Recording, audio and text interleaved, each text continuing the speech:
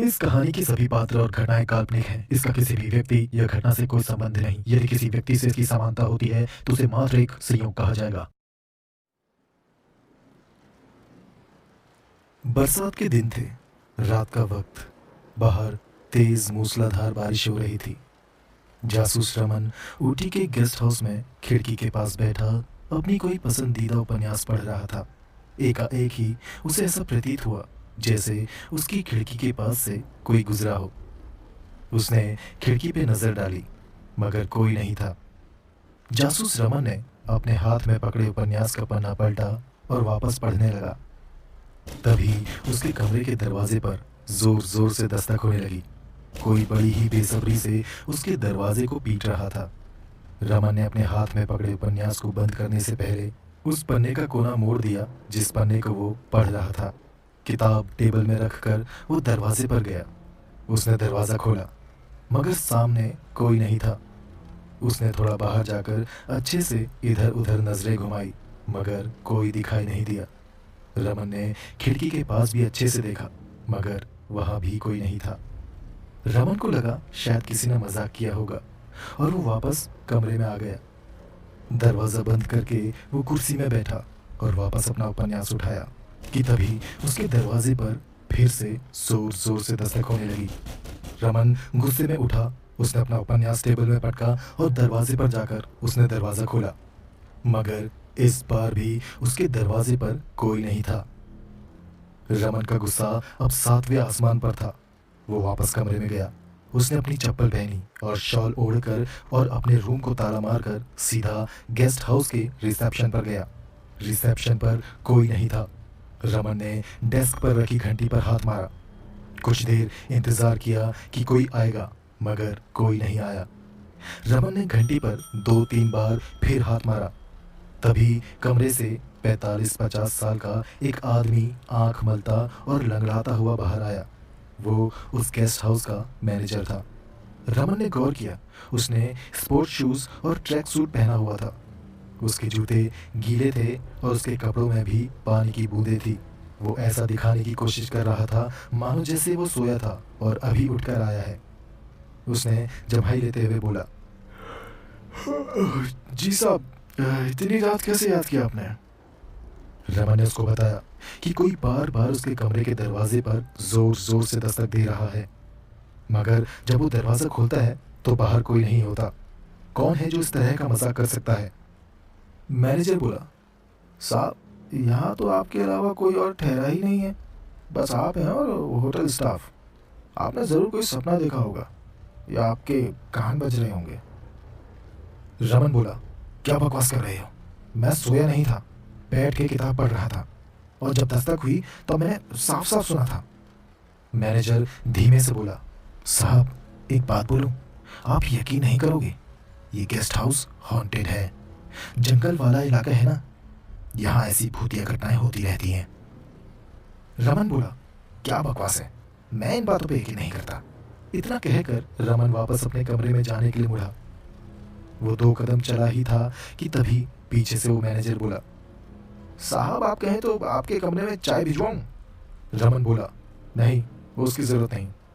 तभी रिसेप्शन में खड़ा मैनेजर बोला, साहब, वो टेबल में रखा वो चाकू मुझे पास कर दीजिए ना, मुझे बेकार में वहां तक चलकर आना पड़ेगा। रमन ने देखा रिसेप्शन के पास एक सोफा लगा था और उसके सामने टेबल में एक फलों की टोकरी थी। उसमें एक सेब के ऊपर चाकू गड़ा था।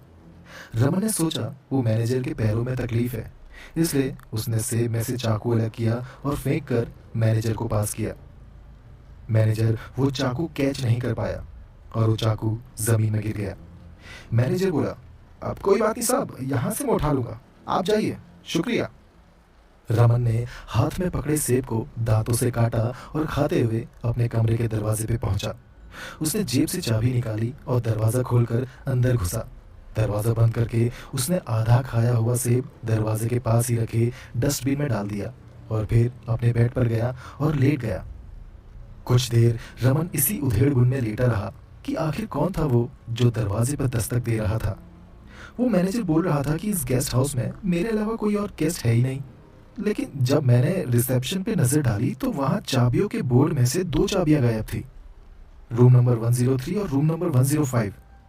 रूम नंबर 103 में मैं ठहरा हूँ, तो रूम नंबर 105 में कौन हो सकता है? अब शायद हो सकता है स्टाफ का ही कोई बंदा उस कमरे में सोया हो। ऐसे कई सवाल जासूस रमन के मन में चल रहे थे। इसी उधेड़बुन में कब रमन की आंख लग गई और वो नींद के आगोश में समा गया, उसे पता ही नहीं चला। अभी कुछ ही देर हुई थी उसकी आंख लगे कि उसे बाहर किसी के भागने की आवाज सुनाई दी और उसकी नींद टूट गई। रमन झट से उठा, उसने दरवाजा खोला और बाहर देखा। एक आदमी गैलरी में भागता हुआ जा रहा था। रमन उसके पीछे भागा। वो आदमी भागते हुए अंधेरे में कहीं गुम हो गया। रमन भी उसके पीछे पीछे भागा और रमन भी उस अंधेरे में गायब हो गया। थोड़ी देर बाद रमन खाली हाथ वापस आया।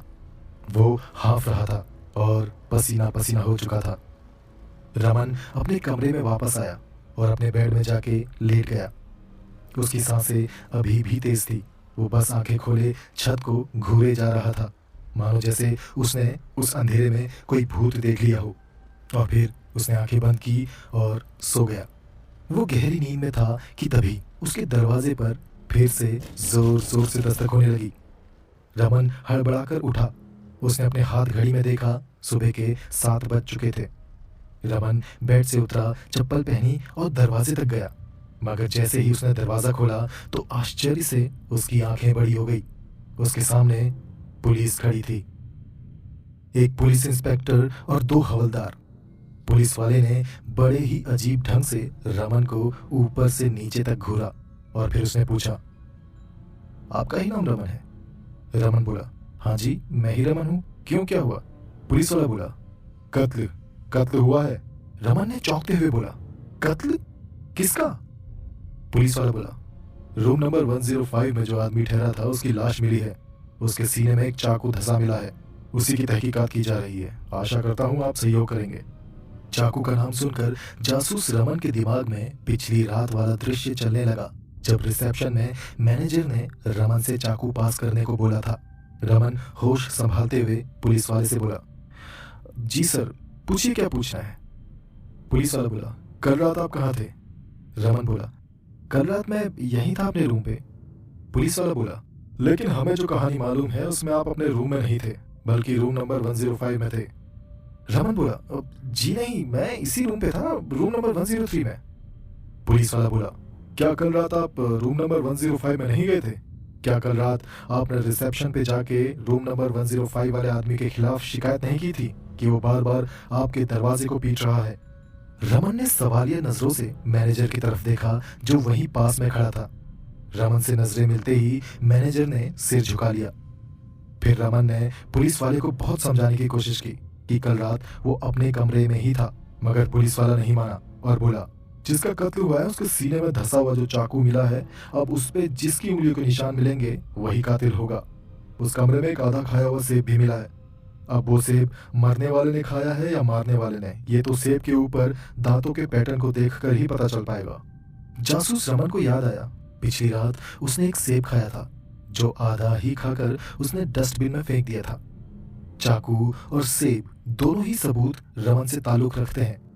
रमन को समझ नहीं आ रहा था कि क्या करे और उन पुलिस वालों को क्या कहे, लेकिन इतना तो वो समझ गया था कि उस गेस्ट हाउस का मैनेजर, जिसने बड़ी ही चालाकी से रमन से चाकू मांगा और जानबूझकर जमीन में गिरने दिया ताकि उस चाकू में रमन की उंगलियों के निशान मिले, उसके नहीं।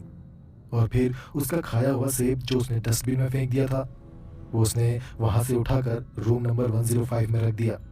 रूम की डुप्लीकेट चाबी तो होटल स्टाफ के पास होती ही है। रमन अच्छे से जानता था कि कातिल गेस्ट हाउस का मैनेजर ही है, मगर सबूत रमन के खिलाफ हैं। इसलिए रमन को अपनी सूझबूझ से काम लेना पड़ेगा।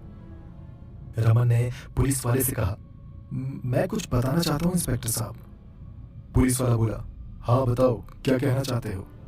साहब, मरे हुए इंसान के सीने में जो चाकू धंसा है, उस चाकू में आपको मेरी ही उंगलियों के निशान मिलेंगे, और जो आधा खाया हुआ सेब आपको उस कमरे में मिला, उसमें मेरे ही दांतों का पैटर्न मिलेगा। ये सुनकर पुलिस वाले सख्ते में आ गए।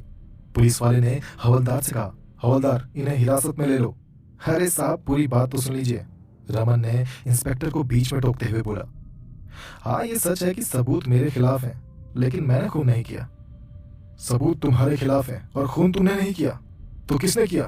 पुलिस वाला सख्ती से बोला। रमन बोला, साहब खून किया है एक लंगड़े भूत ने। उस गेस्ट हाउस का मैनेजर वहीं पास में खड़ा था। रमन की ये बात सुनकर उसके चेहरे से हवाइयां उड़ गई। डर से उसका पसीना बहने लगा। लंगड़ा भूत? पुलिस वाला आश्चर्य से बोला। जी साहब, लंगड़ा भूत। रमन आगे बोला, कल रात मुझे बहुत तेज भूख लगी तो मैं रिसेप्शन पे गया। सोचा कोई मिलेगा तो कुछ खाने को मांग लूंगा, मगर वहां कोई नहीं था। पास में एक टेबल थी और उसके ऊपर फलों की एक टोकरी रखी हुई थी, तो मैंने एक सेब उठा लिया। एक चाकू सेब के ऊपर धंसा हुआ था, सो मैंने चाकू निकाल के वहीं टेबल में रख दिया। उसी की वजह से चाकू में मेरी उंगलियों के निशान होंगे। सेब खाते हुए मैं अपने कमरे तक पहुंचा और आधा खाया हुआ सेब मैंने दरवाजे पे रखे डस्टबिन में डाल दिया और कमरे में जाकर सो गया। मेरी आंख लगी ही थी कि मैंने सुना कोई मेरे रूम के बगल वाले रूम के दरवाजे पर जोर जोर से दस्तक दे रहा था। थोड़ी देर बाद फिर से किसी ने दस्तक दी। ऐसा 3-4 बार हुआ। मैं तंग आ चुका था उस शोर से। मैंने बाहर जाके देखा तो जो देखा वो देखकर मेरे पैरों तले जमीन खिसक गई।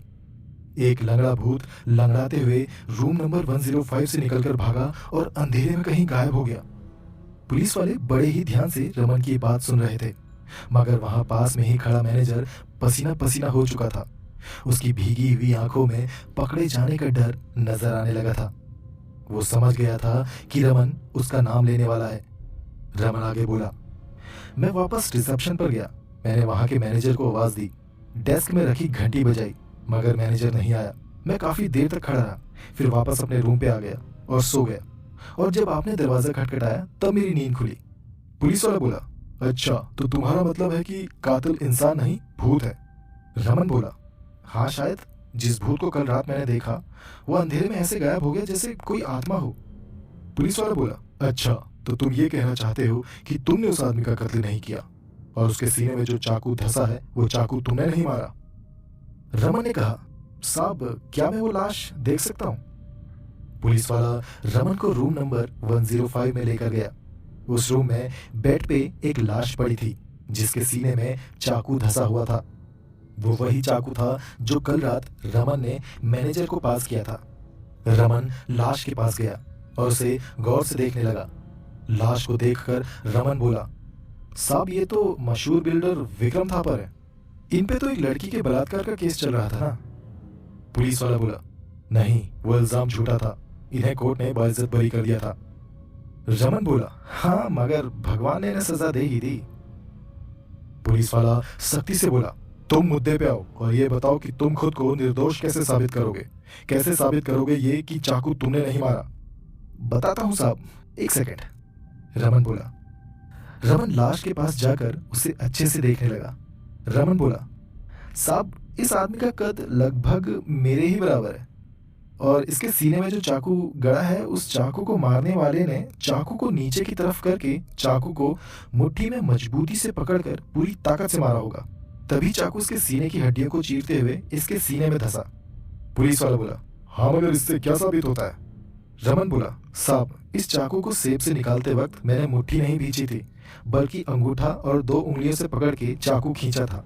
इस चाकू में मेरे अंगूठे का साफ निशान होगा और जिस तरह का घाव इस लाश के सीने में है वैसा घाव मुट्ठी भींचकर चाकू मारने से बनता है और मुट्ठी में अंगूठे का निशान नहीं आता। लाश के पास फिंगरप्रिंट लेता हुआ एक आदमी बोला, इंस्पेक्टर साहब फिंगरप्रिंट्स देख के तो लगता है कि ये सही कह रहे हैं। चाकू में अंगूठे और 2 उंगलियों का प्रिंट साफ नजर आ रहा है। रमन मुस्कुराता हुआ इंस्पेक्टर की तरफ देखते हुए बोला, अब 3 उंगलियों से तो इतना गहरा घाव नहीं बन सकता ना इंस्पेक्टर साहब। इस आदमी का कत्ल दूसरे चाकू से हुआ और बाद में मेरा चाकू उसके घाव में डाला गया है। इंस्पेक्टर ने रमन को ऊपर से नीचे तक घूरा और फिर उस लाश को पोस्टमार्टम के लिए भिजवा दिया और रमन से बोला, तुमने कहा था कि तुमने एक आदमी को इनके कमरे से निकलते देखा था और फिर वो अंधेरे में कहीं गायब हो गया। रमन बोला, नहीं साहब आदमी नहीं था, भूत था, एक लंगड़ा भूत। आदमी होता तो हवा में थोड़ी ना गायब हो जाता। रमन की बात सुनकर इंस्पेक्टर ने अपना माथा खुजाया और रमन को देखते हुए मुंह ही मुंह में बड़बड़ाया, पता नहीं क्या आदमी है, और वहां से चला गया। वहीं पास में खड़ा उस गेस्ट हाउस का मैनेजर रमन के सामने हाथ जोड़कर खड़ा हो गया। उसकी आंखों में आंसू थे। वो लगभग रमन के पैरों में गिरते हुए बोला, मुझे माफ कर दीजिए साहब, मैंने आपको फंसाने की कोशिश की और आपने मेरा नाम तक नहीं लिया। रमन ने उस मैनेजर से पूछा, तो तुमने मुझे फंसाने की कोशिश क्यों की? मैनेजर बोला, साहब जब मैंने उस आदमी को मार डाला तब मुझे होश आया कि मेरी 2 और बेटियां हैं। मेरे जेल जाने के बाद उनका क्या होगा? उनसे कौन शादी करेगा? मेरी वजह से उनकी जिंदगी बर्बाद हो जाएगी, ये सोचकर आपके ऊपर इल्जाम थोपने का प्लान बनाया। आपकी जगह कोई और भी होता तो मैं उसको भी फंसा देता साहब, पर आपने तो बड़ी ही सूझबूझ से अपने ऊपर लगे आरोप को गलत साबित कर दिया और केस का रुख ही मोड़ दिया।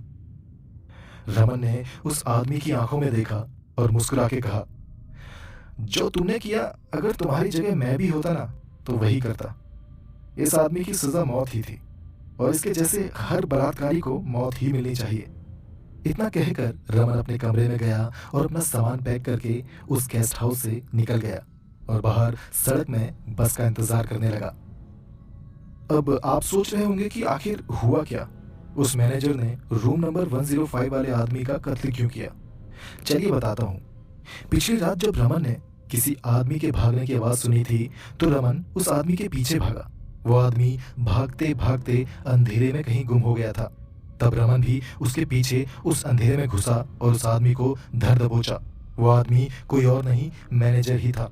रमन ने उससे सख्ती से पूछा तो रमन को पता चला कि रूम नंबर 105 वाला आदमी जिसकी लाश बेड पर पड़ी थी, उसने एक नाबालिग लड़की का रेप किया था और फिर पैसे और पावर के दम पर कानून से भी बच गया और कोर्ट ने उसे बाइज्जत बरी कर दिया। जिस लड़की का रेप हुआ था उसको इंसाफ नहीं मिला तो उसने खुद पर मिट्टी का तेल डालकर खुद को आग लगा ली और मर गई। वो लड़की मैनेजर की बेटी थी। मैनेजर को जब कानून से इंसाफ की कोई गुंजाइश नजर नहीं आई तब उसने उस आदमी को ही मार डालने का षड्यंत्र रचा। वो आदमी अक्सर अपनी अय्याशियों के लिए ऊटी आया करता था, तो मैनेजर ने ऊटी के इस गेस्ट हाउस में नौकरी कर ली और मौका देखकर उसे मार डाला। रमन ने उसकी पूरी बात सुनी, फिर उसे जाने दिया और अपने कमरे में आकर सो गया। उसकी अगली सुबह पुलिस आई और उसके बाद की सारी कहानी आप जानते ही हैं। सड़क में एक मील के पत्थर के ऊपर बैठा रमन बस का इंतजार कर रहा था और थोड़ी देर में एक बस आई और रमन उसमें बैठ गया और ऊटी से सीधा अपनी अगली मंजिल की तरफ निकल गया। दोस्तों, अगर आपको जासूस रमन की ये कहानी पसंद आई तो इसे लाइक करें और चैनल को सब्सक्राइब नहीं किया तो सब्सक्राइब कर लें। मेरे चैनल में आपको आपकी ही पसंद की कहानियां मिलेंगी।